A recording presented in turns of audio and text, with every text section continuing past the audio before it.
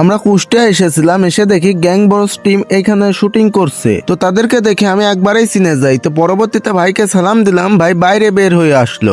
আসসালামু আলাইকুম ভাই, ভালো আছেন? বাইরে আছে এই যে আপনারা দেখে দাঁড়ালাম।